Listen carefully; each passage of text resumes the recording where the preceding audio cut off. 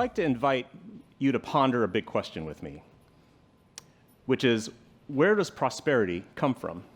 And I don't mean just in the level of how do you make an individual wealthy or how you make an individual business successful. I'm thinking at a macro scale. How do you lift up entire communities and states and even entire countries to make them prosperous?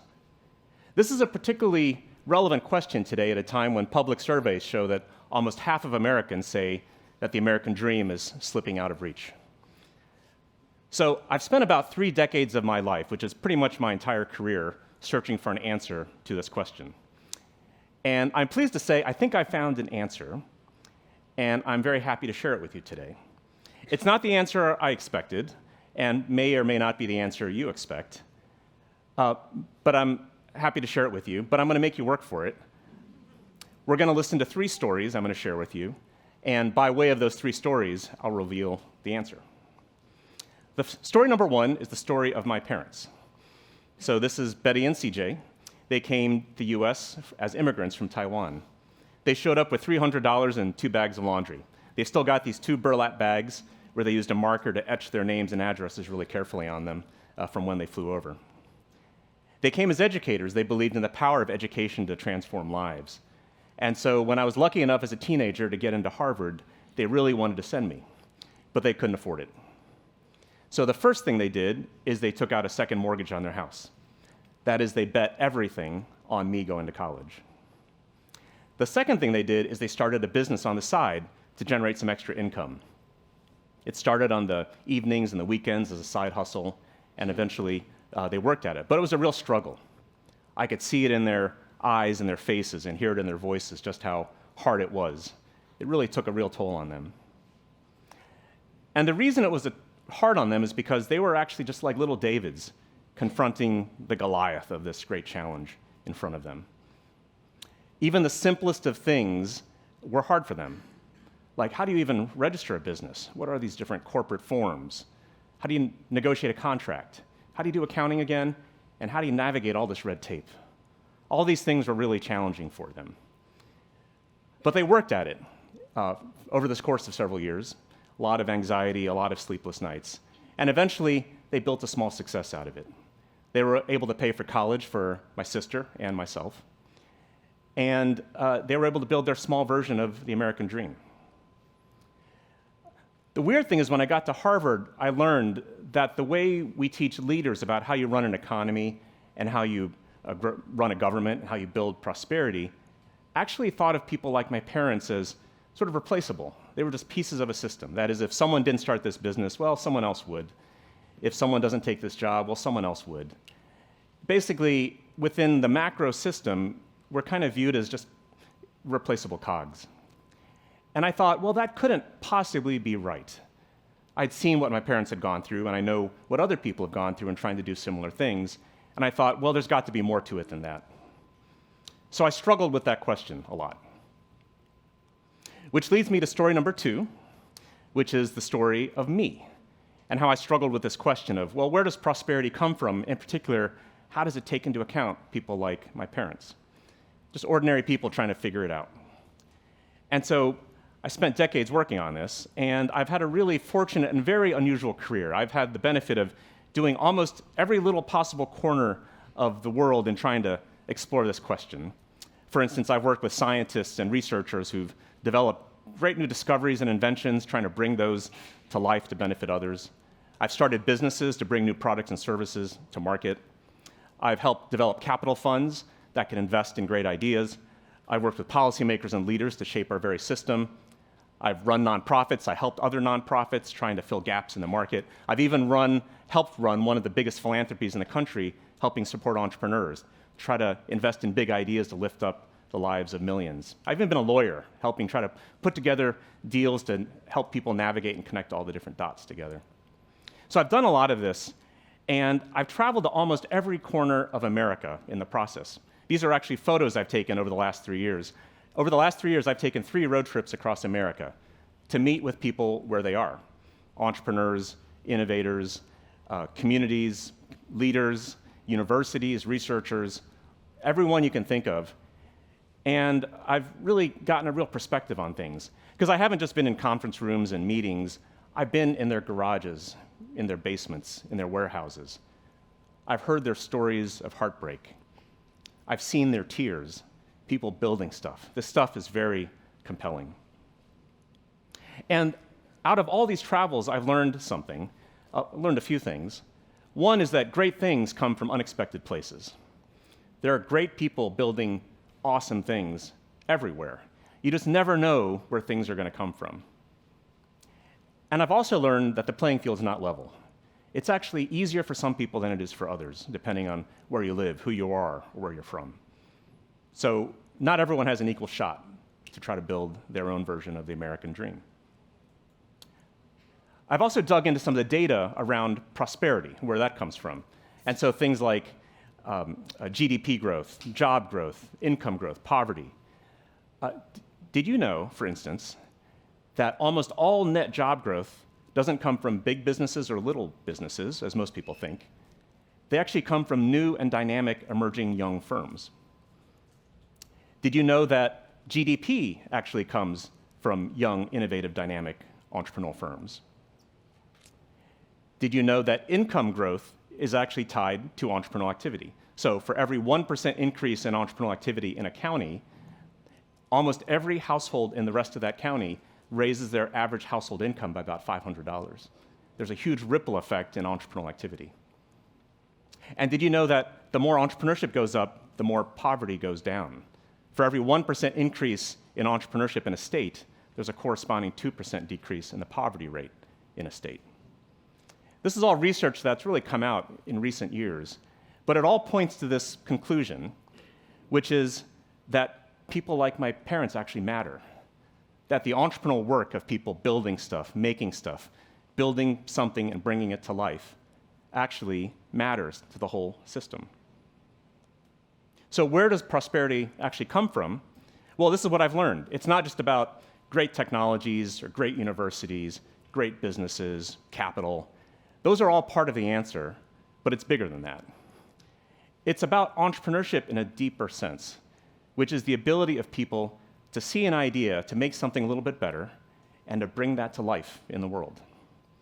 And it's about the ability of a society to take that power and make it widespread through its networks, through its culture, through its policies, through its systems. So it's not just about one David where prosperity comes from. It's not just about a few people counting on our leaders to do it for us. Prosperity comes from unleashing 1,000 Davids. 1,000 Davids is more powerful than any Goliath. 1,000 Davids are actually what uplift entire communities. They uplift states. They transform entire countries.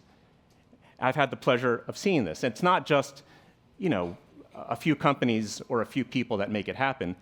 It could be a startup company you're building, or a food truck, or a corner store on Main Street. Or it could be that side project or a side hustle you're doing in your bedroom or your basement or your garage or even on top of your kitchen table. Or it could be just a cool idea you're working on that you share out that makes the world just a little bit better in its own way. Or it could be a better recipe for pretzels. You never know, which became a $1 billion company recently in North Dakota. Everything is possible when you think of it through this lens. It's 1,000 Davids that drive prosperity. Which takes me to the third story, which is the story of you and how you play a role in this. So one way to do it, which is pretty straightforward, is to start something, do something.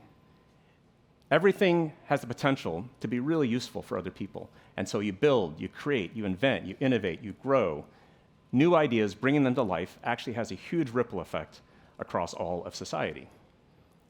And if you don't build something, you can actually lift up others that are doing it. You can be an early customer, you can support them, you can just lend a hand. And you can lift up their voices. As I mentioned, it's sort of strange that we don't prioritize this in modern public life. This is one of these things, these issues that kind of gets overlooked. Meanwhile, the polling shows that 94% of Americans say that it's really hard to start a business today. And 69% of entrepreneurs say government doesn't care about them at all. So it's kind of like you're on your own, but you can lift up those voices. So 5 years ago, I founded an organization to try to tackle this problem. The organization is called Right to Start. And we've got a fervent belief that everyone should have the ability to take an idea to make things a little bit better and bring it to life. We believe in the fundamental human right to access entrepreneurial opportunity. Everyone deserves an equal shot. And the role of society is to clear out the barriers to make it easier for people to do so, of all kinds. So at Right to Start, we drive civic change through grassroots organizing, through storytelling, through policy advocacy. In just 5 years, we've worked with all 50 states. We've got a physical footprint of 36 states right now. We have 7 states where we're building grassroots coalitions. We have 8 states that are adopted policies based on our ideas statewide to improve the entrepreneurial environment. And we've had 4 states that have actually passed laws and enacted them based on our ideas. So we've already started to make a difference about this. It's all about how do you make it easier to work with people like my parents or anyone else with an idea to bring that idea to life. And you can participate. You can actually join this and help get the voice out and support people that are trying to make a difference. You can also help celebrate a birthday party. So next year is America's 250th birthday. We can call it its startup birthday. America is the most courageous startup ever made. And we've launched a campaign called America the Entrepreneurial to celebrate America's 250th birthday. The focus is to renew the entrepreneurial promise of this country, which is that everyone should be able to forge their future. America may not be perfect, but it should always be in the business of striving to live up to its promise. And so we're going to have celebrations across the country. We invite you to participate. This will be a chance to have a grand birthday party to lift up the entrepreneurial spirit. And when the entrepreneurial spirit thrives, as we know, America thrives. So you can join. I want to close out this story of you with another David. So this is Michelangelo's David. You've probably heard of it. This is a particularly powerful story of David because I'm going to tell you something that you may not know about this statue. Of course, why is this statue famous? Well, on one hand, it's just a spectacular statue. It's just magnificent. It's a beautiful, huge statue. But the citizens of Florence loved this statue so much, they moved it to the center of town. And a question is why? What made this statue so powerful? Well, there were lots of statues of David during the Renaissance. But this one was different. In all the other statues of David, up until that point, they showed David as actually having already conquered the giant. In fact, there are statues where David has already cut off the head of the giant and has got his foot propped on top of the head of the giant. It's kind of gross, but he did that. So those were the statues up until that point. This statue, Michelangelo said, let's do it differently. Let's focus on David before he went to battle the giant. And if you look at the statue, you can actually see this. His hand, this is the art historians have looked at this and said, this is his hand clasped around the stone. This is the very stone he's going to go use to fight that giant. And you could see it in the grip of his hand, and you could see it in the veins. He's ready to go. And you can especially see this in his face. This is not the face of someone who's already done the job. This is the face of someone who's in the process of doing. He's saying, look out that way. Look over the hill. Look over the horizon. Let's go do that thing. It's that spark in his eye that's so powerful. It's actually not David himself. It's the spirit behind David, which is why people love this so much. It's the spark of a starter, a maker, a doer, a dreamer. And the powerful thing about this, and this is why people love this statue so much, is that you are David. I am David. My parents are David. We are all David. It's not about one special person who gets lucky with a rock. It's about that universal spark inside all of us to be able to build, to start, to tackle that thing, to make something happen in the world a little differently. It's the starter inside all of us. So where does prosperity come from? I can tell you now, after you've sat through 3 stories, it comes from all of us Davids. And it comes from us building a society that nurtures and supports and strengthens 1,000 Davids or 1,000,000 Davids all around us every single day. I hope you'll join me in my mission. Thank you very much.